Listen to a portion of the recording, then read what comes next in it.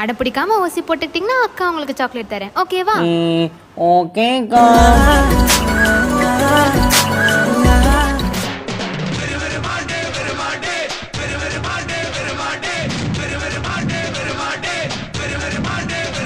தம்பி ஊசி போட்டுக்கிறீங்களா?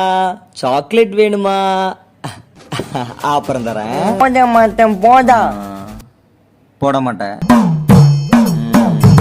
பூச்சாண்டி தெரியுமா? கீழக்காரி பெத்தனா மூலக்கர பாண்டி அங்காளம்மா தெங்காளம்மா ஒத்தடா கருப்பா கண்ணை திறந்து பாரு.